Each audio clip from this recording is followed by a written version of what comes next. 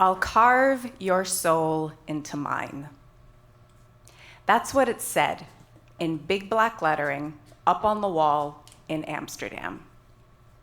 I had been wandering through Amsterdam in a daze, completely numb, didn't really know where I was going, and I turned a corner and I saw "I'll carve your soul into mine" spray painted up on the wall. It was like a shock to the system or a lightning bolt to the heart. I actually had to sit down on a bench to catch my breath. I felt exposed, but not in a way that made me want to cover up, because I had been struggling to put into words how I was feeling, and this graffiti did it for me. So I'd had boyfriends before, but never ones that were an entire fucking Russian novel. I met the German when I was living in Europe. He was tall and soft-spoken. He loved to go for long walks, and his mother. He liked classical music. He was kind to strangers. And he loved poetry. In fact, he would read me Neruda that had been translated into German, and then he would translate it for me in English.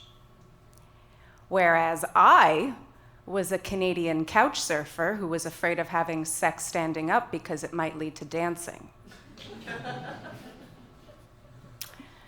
When we first got together, he told me I had awakened something in him that he had thought long dead. And the night that he told me he loved me, he said, "When I die, I will speak your name." So of course, when he asked me to move in with him in Cologne, I said yes, like this opportunity to live with this beautiful man who loves me and I love him, and it's going to be this wonderful adventure. So I moved in with him in Cologne, and right away, we're doing our things. We're walking along the Rhine, which is a river that cuts through Cologne, and we're holding hands. And this was the early 2010s, and so it was like a good millennial, I was wearing leg warmers and a fluorescent top and a fascinator in my hair. And he's like, "Do you see these people staring at you?" And I was like, "I don't care if people stare at me, I'm never gonna see them again." And he was like, "It's embarrassing being seen with you." And that continued back at the flat. He would say, "Don't you want to dress for me? Like, I'm your partner. Don't you want me to find you sexually attractive? Don't you want to dress for me?" And I was like, "Oh, I guess I do." And so I started to change how I dressed. I would wear a black shirt and blue jeans, which was exactly what he wore. And some days he wouldn't let me leave the flat unless I changed my clothes. And things started to change really quickly. He had a friend come over once and they were in conversation, and I tried to join into the conversation and he was like, "You don't have anything intelligent to contribute to this conversation." And I was like, "I have a master's degree." But I kept thinking, we can get back to the way it was before I moved in. I just have to show him that I can be that feminine, delicate woman that he fell in love with. We can get back to that. But then one day, in an argument, he said, "You have no place in my heart and my soul." And that was all I needed to know. So I woke up one morning, and while he was at work, I wrote a note, I packed a bag, left everything else behind, and I walked to the train station and looked up at the board and was like, "What's the first train out of Germany?" 90 minutes later, I was over the border in the Netherlands, and I never saw him again. But I remember thinking on that train ride, in between sobbing and trying to hide my sobs from everybody else in the carriage, I hope I die before I love anyone else but him.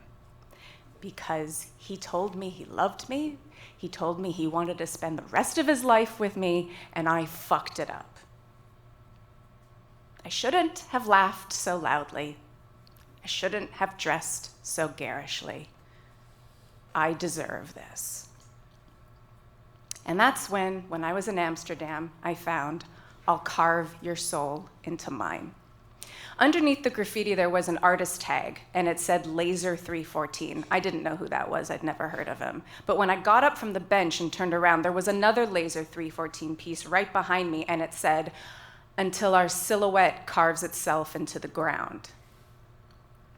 And I thought to myself, did this Laser 314 guy know I was coming to Amsterdam and decide to leave me like these inspirational quotes all over town? Because that's what it felt like. Everywhere I went, I ran into his stuff. I'd be walking down the street feeling like I deserved all this pain. And then I'd turn a corner and I would find, you wanted control, now control wants you. I'd be feeling like I will never love again. And then I'd turn a corner and I'd find, after love comes new love. I'd be feeling like maybe I can become a new person out of this. And then I would turn a corner and I would find, I peel off my skin so I can reveal the inner me. Or I'd be feeling like I want to die. And I'd turn a corner and I'd find, I want to go down in a white heat. So I didn't know who Laser 314 was. I'd never heard of him. So I went online and I did a Google search. And I found an artist page on Facebook. And I'd been taking photographs of some of the graffiti, so I messaged him on Facebook and sent some of the pictures and just told him how much I liked his poetry. And to my surprise, he wrote back, and he was really flattered. And we kind of struck up a correspondence.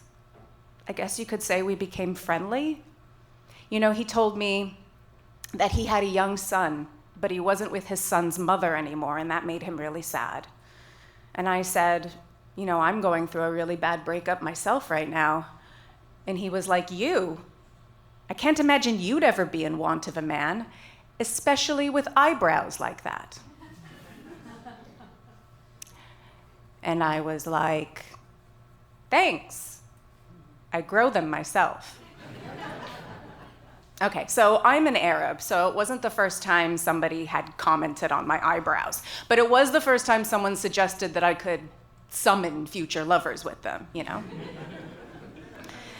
So in any case, I couldn't really afford to stay in Amsterdam hostels anymore, so I went online and I joined a house-sitting website, which is basically a service for rich people who are going on holiday and look for someone like me to look after their cats with renal failure or with diabetes. And so a few days later, I had my first house-sitting gig in Brussels, and that lasted for 2 months. And when that was done, back on the website, and then I was in Surrey, just outside of London, and then Copenhagen, Berlin, Vienna, Helsingborg, Enkhuizen. I just did back-to-back-to-back-to-back house sits, and I schlepped my way across Europe.